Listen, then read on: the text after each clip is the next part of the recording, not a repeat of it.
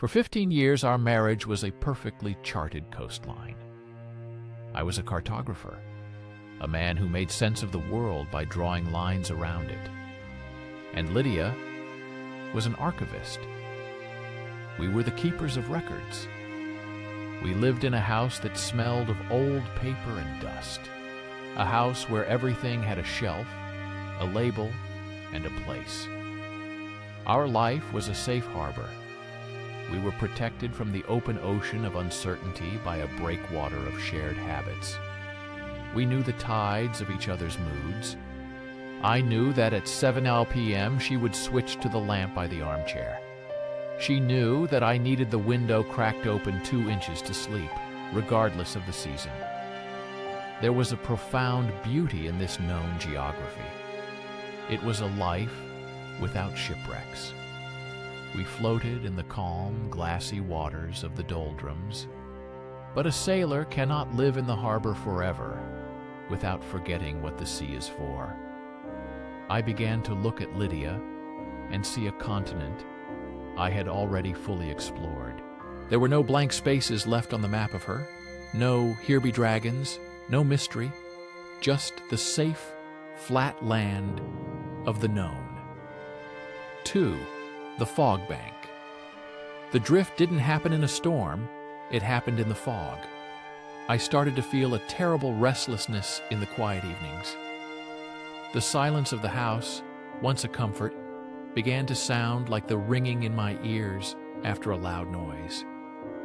I would watch Lydia knitting, loop over needle, and feel a phantom swaying in my legs, a desire for rougher water. "You're quiet tonight," she would say, not looking up. "Just thinking about the topography of the new project," I would lie. I wasn't thinking about topography. I was thinking about how suffocating it is to know exactly what tomorrow will look like. I was craving a storm. I wanted the compass needle to spin. I began to withhold small parts of myself, creating hidden coves in my mind where she wasn't allowed to dock. I stopped sharing my dreams. I stopped reaching for her hand across the center console of the car. I let the fog roll in, thick and gray, until I could barely see the shoreline of the woman I had married. 3. The magnetic anomaly. Her name was Cass. She was a travel writer, a woman who lived out of a suitcase and smelled of ozone and unfamiliar spices. I met her at a symposium on ancient trade routes. She was everything Lydia was not: unmoored, transient, dangerous. Lydia was the anchor, Cass was the wind. "You look like a man who's never been lost," Cass told me over drinks that first night. "It's a tragedy, really.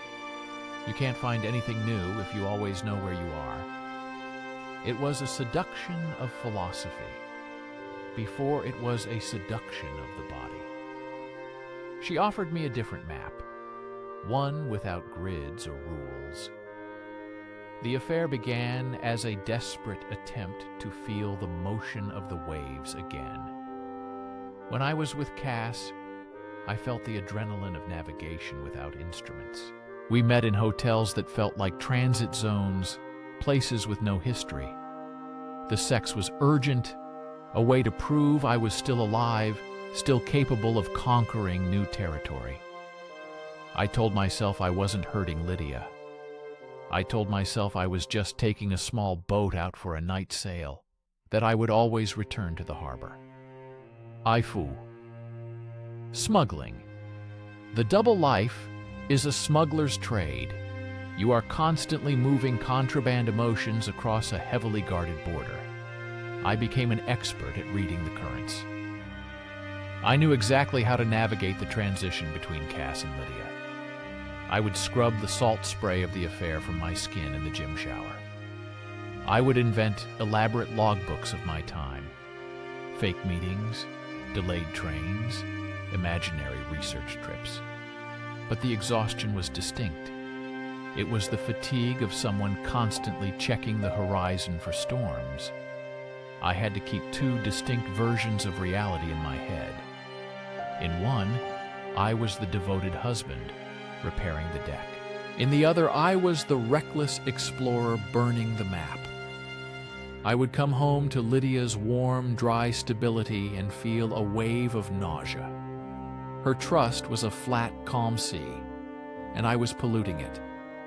I would sit at dinner, listening to her talk about the archives, and I would feel like a hull breach had occurred, taking on water slowly, invisibly, beneath the waterline. I started to resent her for her safety. Why doesn't she notice? I thought, irrationally. Why doesn't she see that I'm drowning right in front of her? I blamed her for the stillness I had once cherished. V. Running aground. The discovery was not a collision. It was the soft, grinding sound of the keel hitting the sand. I had been careful with the big things, but careless with the small ones. I had left a book Cass gave me, a vintage guide to the Mediterranean, on my study desk. I hadn't hidden it. Why would I? Lydia never came into my study. Except that Tuesday she did. She was looking for a stamp. I walked in to find her holding the book. It fell open to the inscription on the flyleaf, to the man who needs to get lost. C. The room went silent.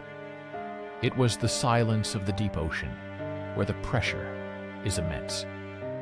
Lydia, I started, the word heavy and useless. She didn't scream. She didn't throw the book. She looked at me with a terrifying clarity.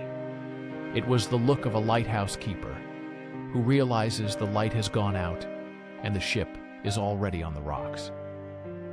You're not just lost, Arthur, she said, her voice trembling but quiet. You've abandoned the post. It's not what you think. Stop. She closed the book. The sound was like a gunshot. Do not try to redraw the map now. I know where we are. We are nowhere. She looked around the room at the globes and the framed charts, as if realizing they were all fakes.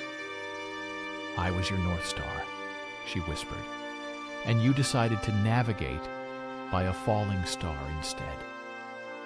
She walked out of the room. She didn't pack a bag immediately. She just went to the guest room and locked the door. The sound of the lock turning was the sound of a boarder closing forever. 6. The Castaway. I live in a small apartment near the docks now. It smells of damp wood and regret. Cass didn't last. She was a creature of movement. Once I was stationary, once the drama of the stolen time was gone, she drifted away to the next port. She needed a weekend lover, not a shipwrecked man looking for a life raft. I went back to the house to finalize the sale last week. It was empty. The shelves where the archives stood were bare. The outline of the furniture remained on the carpets, ghost islands in a sea of beige. I stood in the center of our old bedroom. The silence was absolute. It wasn't the peaceful silence of the harbor anymore. It was the vast, indifferent silence of the open ocean. I had complained about the boredom. I had complained about the lack of mystery. Now, I had all the mystery in the world. I had no idea where I was going. I had no anchor, no crew, and no destination. I looked out the window at the street we used to walk down. I realized then that the stagnation I had fled was actually buoyancy. It was the thing keeping me afloat. I walked out of the house, clutching my box of maps. But they were useless. You can have the most detailed map in the world, but it means nothing if you don't know your starting coordinates. And I was, finally and completely, off the map.